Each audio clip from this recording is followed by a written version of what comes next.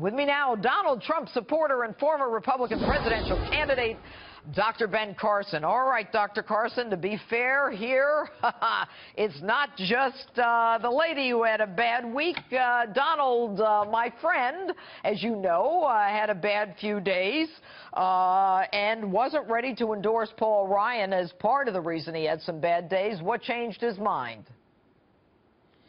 Well, you know, he is a man who does think, and he is observant, and he recognized that he was creating a firestorm where one did not need to be created. So, you know, he went back and did the right thing, and that's key. He also, I think, is rapidly coming to the understanding that there's only one way that the Democrats can win, and that is by making Donald Trump the issue. There's also only one way the Republicans can lose. That is by making Donald Trump the issue. I think it is actually coming to him. He's starting to understand it, and I think, and I'm hoping and I'm praying that we will see him pivot and really start talking about the issues, because there's no way that Hillary and the Democrats can defend the things that are going on.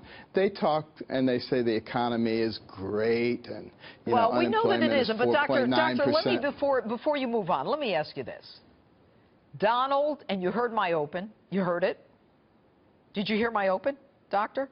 I did. Okay. Yes, it was good. No, what I was saying was that at least Donald is honest. Donald says what he thinks, and that's what catapulted him beyond 16 other seasoned candidates. Now, that's a very good point. Okay, but is Donald now pivoting so that he says things other than what he thinks? No, I think pivoting away from personal issues and toward the issues that affect all Americans. That's what I'm talking about when I'm talking about pivoting. And, you know, the thing that is really so disappointing is that so many people in America accept the obvious lies of Hillary Clinton. And they say, it's okay. Everybody does it. What does that say about us as a society? What has happened to our sense of morals and values? Well, everything is defined down. Everybody expects it, Doctor. But what can Donald do? Can Donald stay? Look, you ran for office. I ran for office 5 times on a very different level. But how do you get Donald Trump to stay on message? Well, you know, he is not dense by any stretch of the imagination. He's a smart guy. Of course he is. And he is observing the collateral damage that is being created by taking the bait. And I don't think people have to keep yelling at him. I think he actually is going to get this and recognize that it's up to him not to take the bait. You know, it's something that I learned when I was running.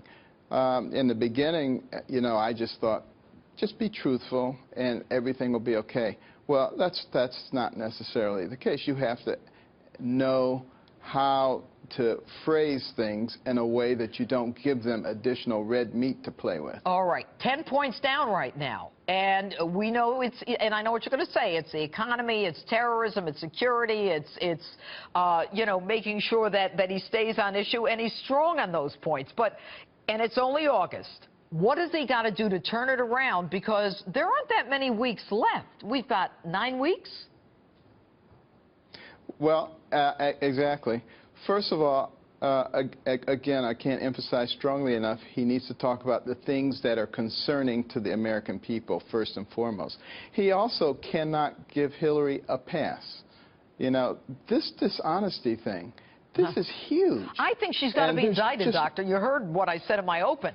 If he says that she wasn't truthful, and she says that I told the FBI what I told the American public, that means she lied to the FBI. She's got to be indicted. Well, I've been saying that all along. You're the first person other than myself I've heard say that. But, yeah, it was consistent. It was a consistent lie. Right. And, you know, it's not acceptable just because it's consistent. A lie is a lie. And it's horrible. And it leads to multiple other things. And how can we ever expect our children to have any values when we take something that is so obvious and we give it a pass? All right. Dr. Ben Carson, I'm going to give you an honorary law degree. Thanks so much for being with us tonight. Thank you,